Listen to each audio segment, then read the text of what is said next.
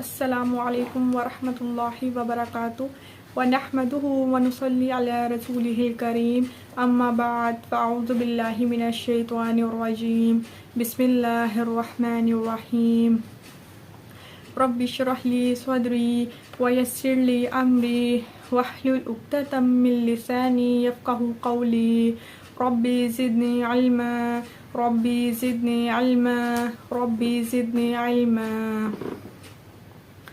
آج ہم جو ٹاپک شروع کرنے جا رہے ہیں، جس عنوان کے حوالے سے ہم بات کرنے جا رہے ہیں، وہ ہے 10ویں محرم کا روزہ۔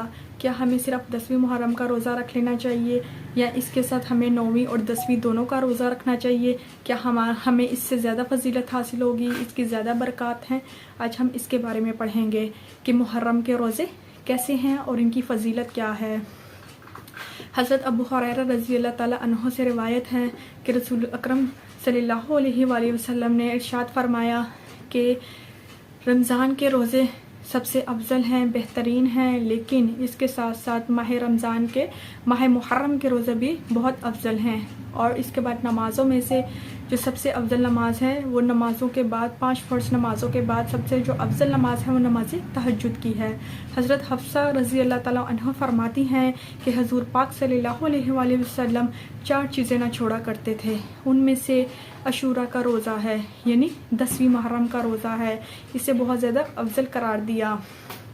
جب حضور پاک صلی اللہ علیہ وآلہ وسلم کو بتایا گیا کہ یہود جو ہیں وہ شکرانے کے طور پر 10ویں محرم کا روزہ رکھتے ہیں، تو حضور پاک صلی اللہ علیہ وآلہ وسلم نے بھی اظہار فرمایا کہ ہم بھی 10ویں محرم کا روزہ رکھیں گے، لیکن ہم 10ویں محرم کے ساتھ 9ویں محرم کا روزہ بھی رکھیں گے۔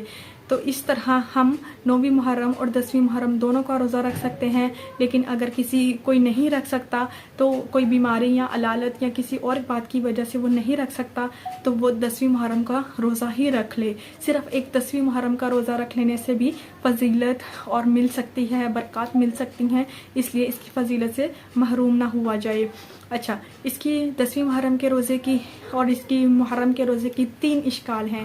جو سب سے پہلی شکل ہے وہ ہے کہ 10ویں محرم کا روزہ رکھ لیا جائے، پھر اس کے بعد دوسری شکل ہے کہ 9ویں 10ویں اور 11ویں کا روزہ رکھ لیا جائے، اور اس کے بعد تیسری شکل ہے کہ 9ویں اور 10ویں کا روزہ رکھیں۔ اگر آپ 9ویں اور 10ویں کا نہیں رکھ سکتے تو پھر 10ویں اور 11ویں کا روزہ رکھ لیں۔ جو پہلی شکل ہے اس میں جو ہے وہ سب سے افضل ہے کہ 9ویں اور 10ویں کا روزہ رکھیں، اور جو دوسری شکل ہے وہ اس سے کم درجے پہ ہے، اور جو تیسری شکل ہے یعنی کہ عاشوراء کا روزہ رکھنا، صرف 10ویں کا روزہ رکھنا، وہ اس سے بھی کم ہے، لیکن آپ 10ویں کا روزہ ہی رکھ لیں۔ اللہ تعالیٰ اس کو بھی قبول و منظور فرمائے گا اور اس پہ آپ کو فضیلت حاصل ہوگی۔